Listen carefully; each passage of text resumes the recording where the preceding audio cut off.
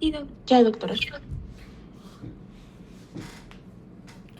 La histología renal, ya.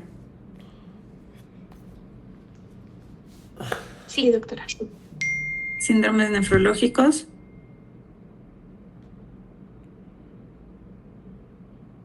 ¿Este diagrama ya? Sí, también. Sí.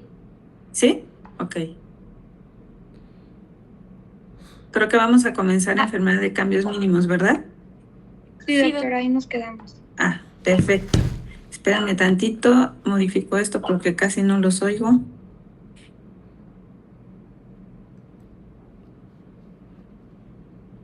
Casi no los oigo y casi no los veo. Ahí está.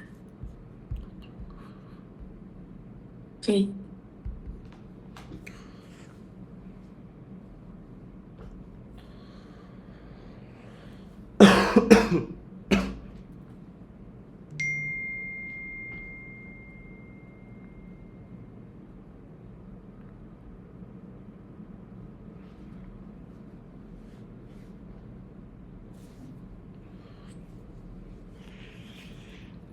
Ok, ahora sí.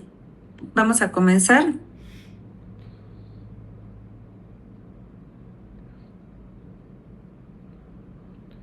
Bueno, entonces la primera entidad que vamos a ver es la enfermedad de cambios mínimos. ¿Por qué cambios mínimos? Ay, qué bárbaros.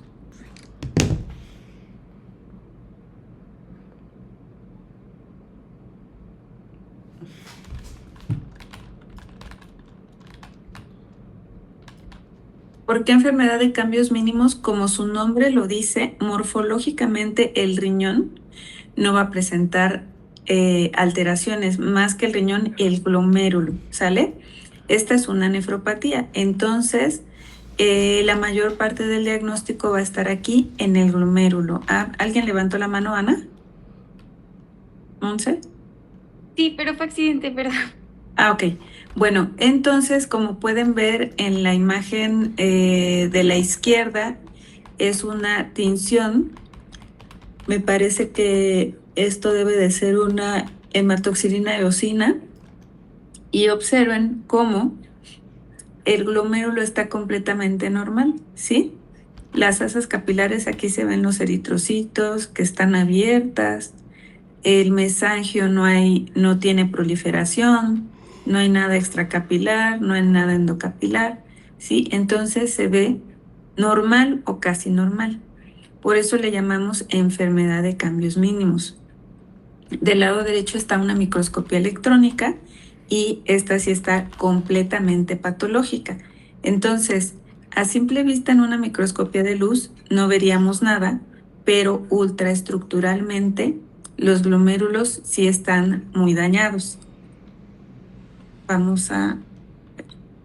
Ok, a través del tiempo se le han dado varios nombres a esta entidad: nefrosis lipoidea, enfermedad nula, glomerulopatía con cambios mínimos, síndrome nefrótico con cambios mínimos, etc.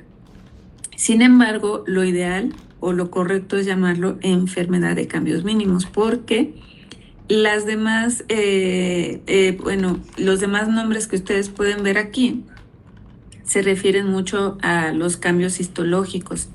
Y nefrosis lipoidea se le llamaba así porque produce una vacuolización muy acentuada en los túbulos.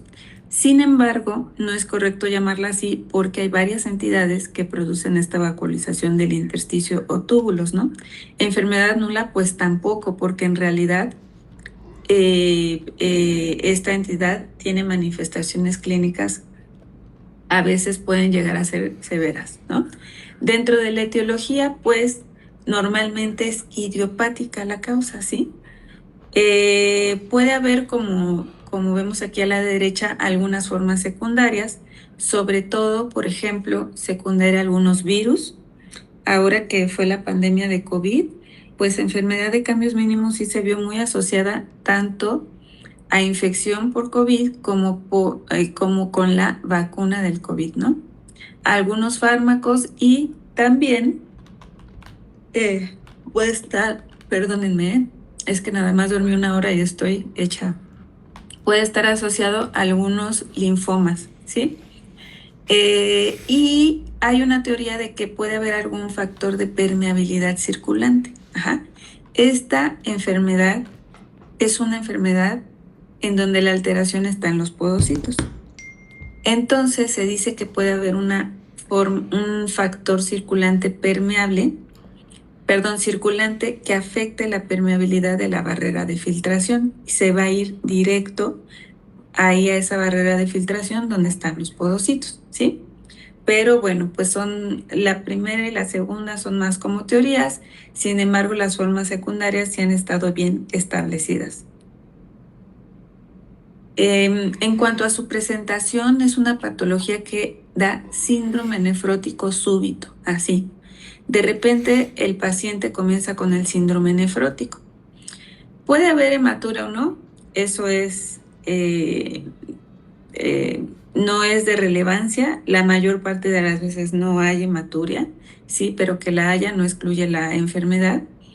Y algo importante, acuérdense que el podocito formaba parte de la barrera de filtración.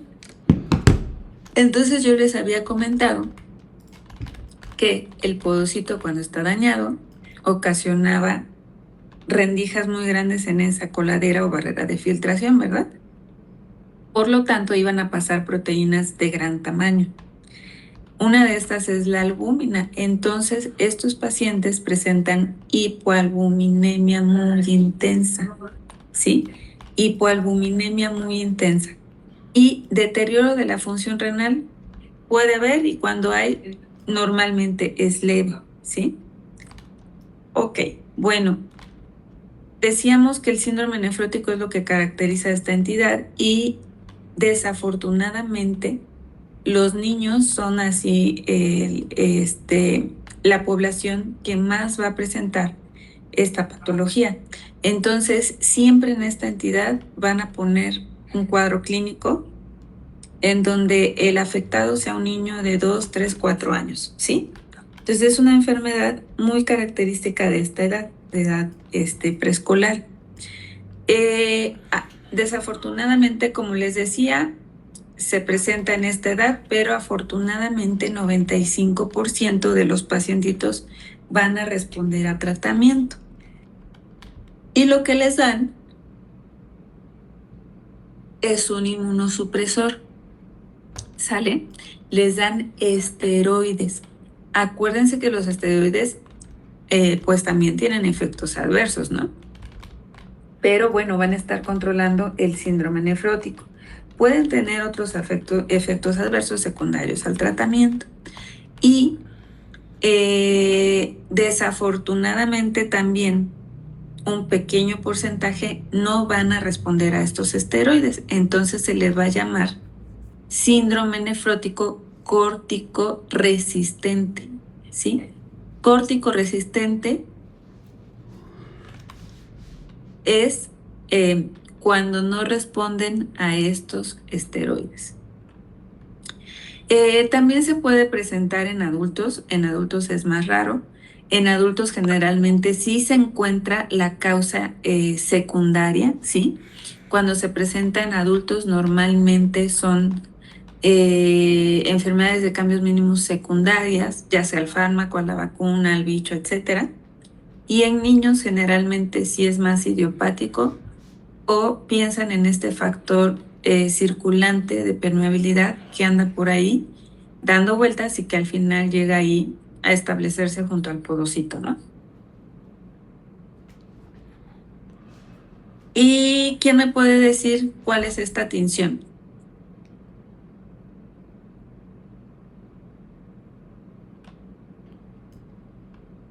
¿Nadie?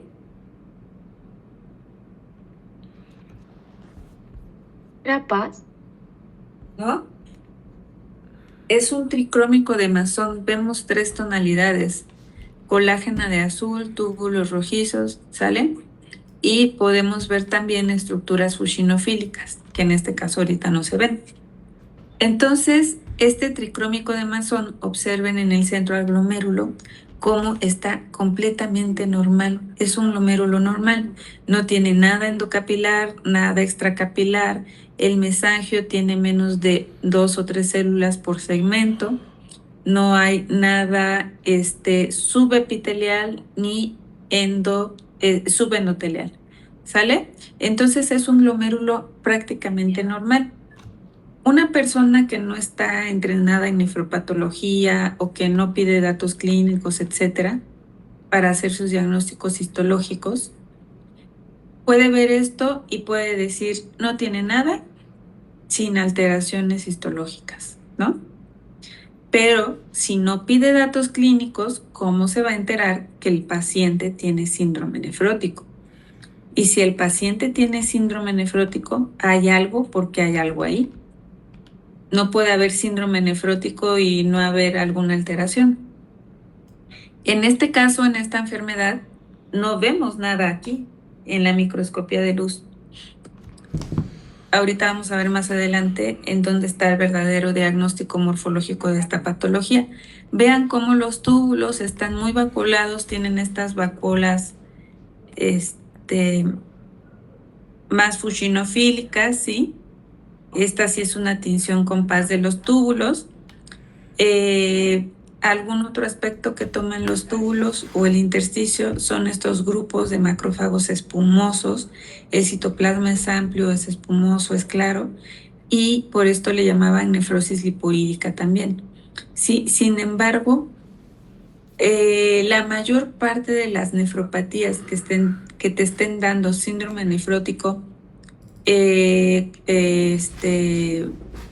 ¿cómo se dice? Severo, ¿sí?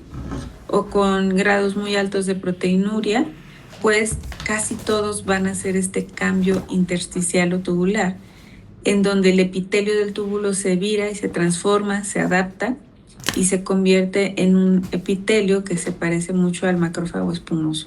¿Sí? El estudio de inmunofluorescencia directa, ¿cómo creen que va a salir en esta enfermedad, chicos? Sí, les estoy exactamente negativo. Negativo porque no va a tener depósito de complejos inmunes. El problema está en el podocito, ¿sí? Entonces, no va a tener depósito de complejos inmunes, no está mediado por inmunocomplejos, no pertenece a una enfermedad inmune como tal. Entonces, la inmunofluorescencia directa es completamente negativa. Y aquí está la clave para el diagnóstico. Esta es una microscopía electrónica, ¿sale? Entonces, vamos a ver por acá. A ver si puedo hacer el dibujito. Bueno, vamos a ver con el señalador. Si no entienden, me dicen. Aquí voy a marcar en medio del sándwich que decíamos que era la barrera de filtración, ¿verdad? Mi membrana basal glomerular, que sería el jamón del sándwich, ¿sí? ¿Sí lo ven? Ahí está el jamón del sándwich. Por la parte de adentro tengo al endotelio fenestrado. Aquí en la parte inferior derecha se ven las fenestras, esas ventanitas.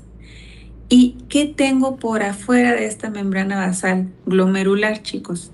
¿Qué tengo por afuera abrazando la membrana? Podocitos. A los podocitos. ¿Y ustedes les ven las patitas al podocito? No. Están obliteradas. ¿Sí? Hay una obliteración de los procesos podocíticos.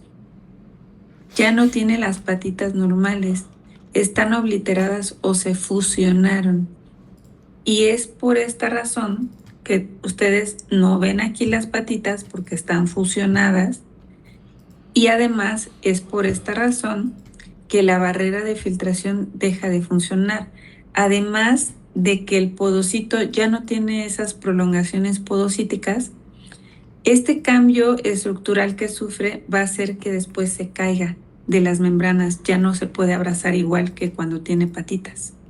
Y entonces quedan hoyotes sin podocitos. Y por eso los síndromes nefróticos son muy intensos. Ajá. Van a quedar partes desnudas, sin podocitos, se van a empezar a desprender. Entonces, he ahí la explicación de por qué las proteinurias son intensas y por qué la mayoría de las veces hay que hacerle microscopía electrónica a los pacientes.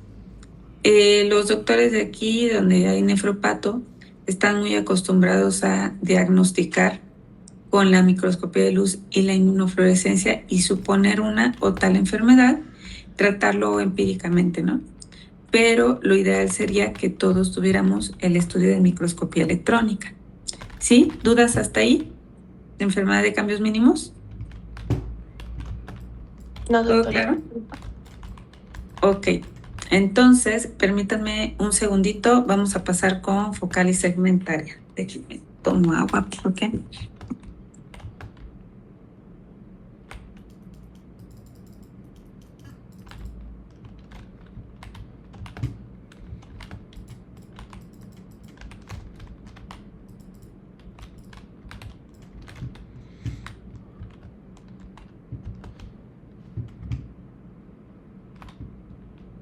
Ok, chavos, entonces vamos a pasar con la segunda patología. Esclerosis focal y segmentaria. ¿Alguien por ahí leyó esclerosis focal y segmentaria? ¿Sabe de qué trata? A ver, Aniel. Pues por lo que leí se supone que es como, o sea, puede darse tanto por la parte inmune o puede ser como secundaria a, por ejemplo, a otra glomerulopatía como la de cambios mínimos o pues puede ser idiopática y se supone que es focal y segmentaria porque solamente va a afectar como un área del ovillo capilar y pues se va a caracterizar por empezar a tener como esa parte de como de la esclerosis en el mesangio y pues se va así a empezar a identificar. Y es como la causa principal o una de las causas principales de síndrome nefrótico en adultos, a comparación de la de cambios mínimos, que es más en niños. Y también tiene como una variedad que no me acuerdo cómo se llama ahorita, pero es como que puede colapsar el glomérulo o algo así, se llama como, sí, como atrofiante o algo así, que es como, Colapsante. ajá, Colapsante. que es como la parte más o la variedad más como mortal, por decirlo así, y que casi todos los casos llegan a insuficiencia renal, como el 50% de los casos, casi no tiene como respuesta a esteroides y así. Ok, muy bien, Aniel, muchas gracias. Bueno, pues como dice Aniel, hay varios tipos de esclerosis focal y segmentaria, ¿sí? Esclerosis focal y segmentaria llevaría muchas clases de explicarla. Entonces, aquí lo que vamos a hacer es que entiendan primero cuáles son los dos grandes grupos. Bueno, nos vamos a ir en orden. Vámonos a ver. Déjenme sacar con qué rayar. Ok, entonces aquí, como su nombre lo dice, esclerosis. ¿Qué es esclerosis? Ya habíamos dicho que es una cicatriz, ¿verdad? La esclerosis, ¿sí o no? Entonces me dice que es esclerosis glomerular. Hay una cicatriz en el glomérulo, pero esa cicatriz es focal. ¿Qué quiere decir focal? Hagan de cuenta que este es el glomérulo, ¿sí? Y hay una cicatriz. Vamos a poner acá el ovillo capilar. Va a haber una cicatriz aquí.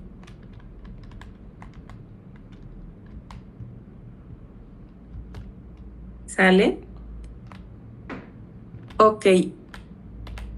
Cuando la cicatriz ocupa menos del 50% del glomérulo, se le llama segmentaria. Es un solo segmento del glomérulo. ¿Sí? ¿Estamos de acuerdo? Pero ahora hagan de cuenta que aquí tengo varios glomérulos, ¿sí? Entonces, ahora esa cicatriz va a estar acá y acá. ¿Sí? Entonces es focal porque solo menos del 50% de los glomérulos están dañados. Y es segmentaria porque solo tienen dañado un segmento de este ovillo capilar, no todo el ovillo. ¿Dudas? Es solo un segmento y solo pocos glomérulos. ¿De acuerdo? Focal y segmentaria. Entonces, otra cosa que debemos de aprender en esta entidad es que lo que nosotros veamos en el microscopio no solamente va a ser cicatriz. Ajá, podemos ver. Espérame tantito. Sí, traje. Un café, porfi, doctora. No sé cómo de qué. El que siempre pido, ¿va con Luis? Sí. Sí. ¿Le ¿Ella doy? sabe? No. Te digo para Regina. Sí, porfi, nada más sin azúcar. Vamos. Gracias. Sí, ¿de qué? Entonces, les estaba diciendo que en esta patología no siempre la cicatriz va a ser focal y no siempre va a haber cicatriz. Ajá. Y esto de que no siempre va a haber cicatriz quiere decir que no siempre va a haber esclerosis. ¿Sí? Hay una clasificación de Columbia en donde explica, como pueden ver aquí en la imagen, qué tipo de lesión va a haber. Ajá.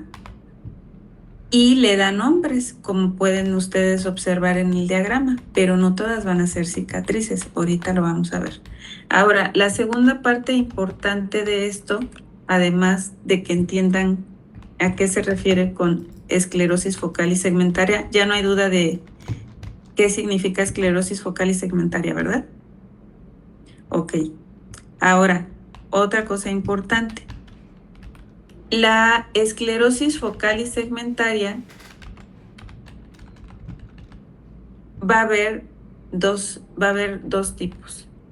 La primaria y la secundaria. ¿Sí? ¿Cuál va a ser la esclerosis focal y segmentaria secundaria? Pues toda aquella cicatriz del glomérulo que esté ocasionada secundario a cualquier evento en donde el glomérulo haya tenido que sanar y reparar. ¿Sí?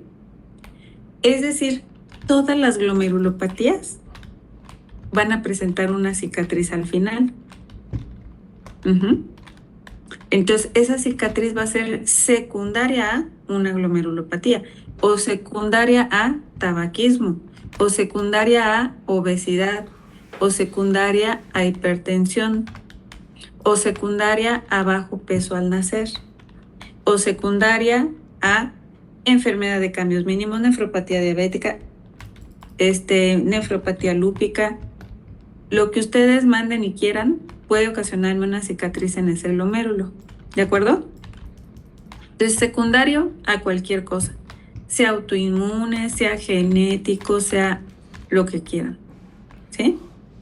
¿Cuál es la característica de estas cicatrices secundarias? Que a lo mejor muchos de nosotros por ahí tenemos cicatrices en los glomerulitos. ¿Cuál es la característica? Que la proteinuria, espérenme, ya no puedo escribir acá, que la proteinuria va a ser subnefrótica. Ajá. ¿Por qué? Porque puede haber un daño al podocito, pero va a ser muy focal. Entonces me va a dar proteinuria subnefrótica. Es más una cicatriz adaptativa. Cicatrices adaptativas. ¿Todo claro con la esclerosis focal y segmentaria secundaria? Ahora vamos con la primaria. En la primaria el daño, esta dijimos que es cicatriz, ¿verdad? Cicatriz. En la primaria, el daño va a estar en el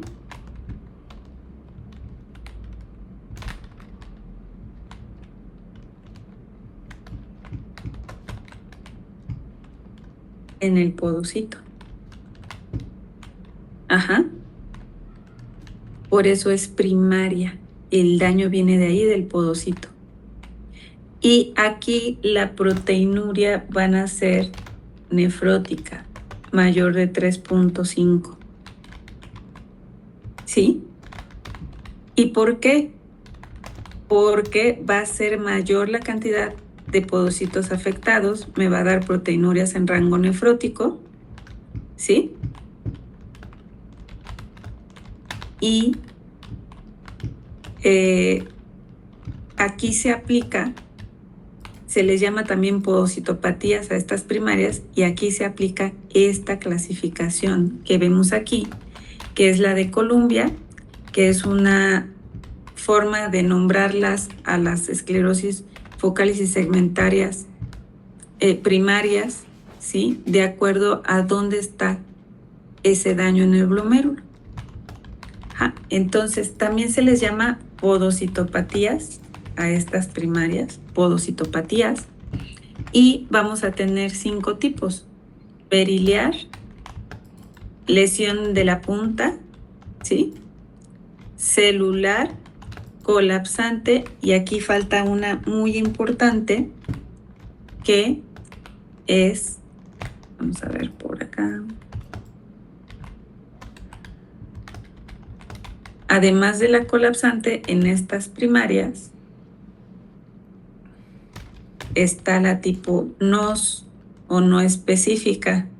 ¿Se acuerdan cuando hablamos de el esquema? Que era el dibujito en donde decíamos, esto es periliar, esto es no específico NOS, esto es punta. ¿Sí se acuerdan? ¿Sí se acuerdan de la primera clase? Por eso tenían que aprender en dónde estaban las localizaciones, porque aquí lo vamos a ver con estas patologías. ¿Sí? Cuando es periliar, aquí nos va a decir el diagrama. Fíjense cómo está marcando con rojo. Vean mi puntero, de aquí es el tronco grueso, este es el ilio, que es el polo vascular. Alrededor del ilio está marcando con rojo la lesión periliar, ¿sí? Y aquí lo vemos abajo en el corte histológico. Está esclerosada la zona periliar. En la lesión de tipo punta, habíamos dicho que lo contrario al polo del nacimiento o del ilio estaba el polo tubular o de la punta, ¿sí? Y vean aquí cómo no me está marcando una cicatriz, más bien me está marcando estas celulitas verdes que son podocitos. Hay más podocitos de lo normal, están adheridos a la cápsula urinaria. Si se dan cuenta, aquí no hay espacio, ¿sí? No hay espacio urinario aquí en el polo de la punta porque está adherido, está haciendo una lesión, una sinequia. Y vean adentro del asa capilar cómo esta asa es más grande que las demás, más dilatada, porque puede haber células espumosas también en la luz de esta lesión de tipo punta, ¿sí? Ok, la variante celular, les decía, no todo es cicatriz y no todo es focal. La variante celular no tiene cicatriz, como su nombre lo dice, tiene aumento de células adentro del asa, ¿sí? Por eso aquí del lado derecho ven las asas normales, pero en el lado izquierdo vean cómo está esta lesión segmentaria.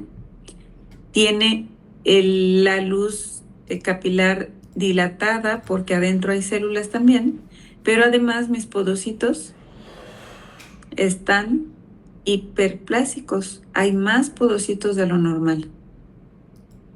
Y otra de las lesiones que tampoco entran sus características dentro de la definición de esclerosis focal y segmentaria, pues es la variante colapsante. Sí, como su compañera les dijo, colapsante ¿sí? Quiere decir que las asas capilares colapsan. Vean del lado izquierdo cómo están abiertas las asas bonitas y del lado derecho están así como chupadas, como desinfladas, están colapsadas. Y alrededor vemos esta hiperplasia también de todos los podocitos encerrando o abrazando esas asas colapsadas, ¿sí? Están hiperplásicos, están encerrando esas asas. Esta variante colapsante es la de peor pronóstico y da síndromes nefróticos o proteinurias más bien muy severas, ¿sí? Y la tipo NOS, pues acuérdense cuando les dibujé el esquemita del glomérulo, en la tipo NOS sí va a haber esclerosis, pero va a estar localizada esa esclerosis en cualquier zona que no sea la zona periliar o de la punta, ¿de acuerdo? ¿Sí? Que no sea periliar ni la punta. ¿Entendido? La variante periliar y la variante NOS, como pudieron ver, son las únicas que sí muestran esclerosis. ¿Sí vieron? Son las únicas que cumplen como la definición. Pero se pueden presentar tanto en esclerosis focal y segmentaria secundaria como en las podocitopatías primarias. Por eso se requieren datos clínicos. ¿Ya vieron por qué se requieren datos clínicos? Porque puedo tener la misma lesión periliar y tipo NOS tanto en primarias como en secundarias. Y acuérdense que en una la proteinuria es nefrótica y en la otra subnefrótica. Entonces tengo que ver cómo lo voy a encasillar o a diagnosticar. Y sin datos clínicos no puedo. ¿Dudas hasta aquí? ¿Todo claro? Sí, doctora. ¿Seguros?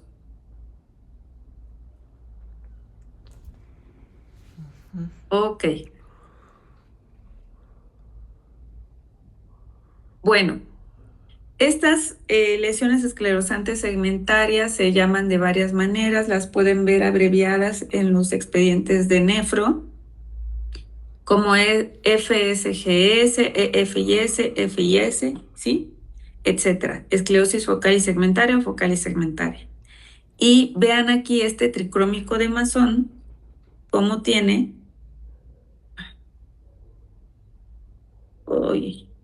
cómo tiene por acá esta zona más azul que el resto del ovillo, ¿verdad?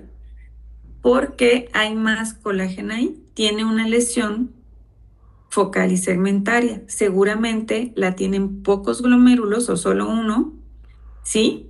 Y solamente está en un segmento de ese ovillo capilar. Ocupa menos del 50% de ese glomérulo. ¿Sí? Ok.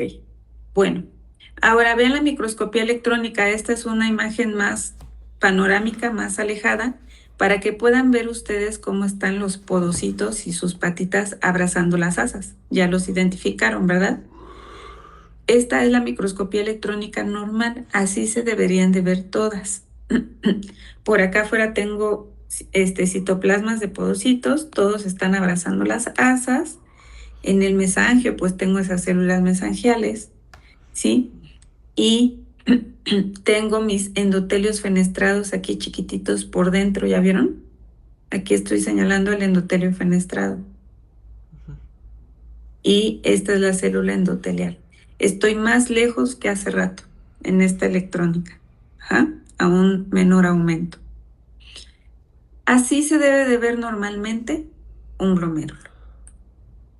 ¿Sale? Y es importante que lo tengan en la cabecita porque vamos a ver que las focales y segmentarias primarias y secundarias, pues el diagnóstico definitivo también es la electrónica. Ok, entonces vean cómo aquí La colapsante, nos dijo su compañera, es la de peor pronóstico. Con solo un segmentito de un glomérulo que esté colapsado, ya le vamos a llamar colapsante, y aunque solo lo tenga un glomérulo de la muestra.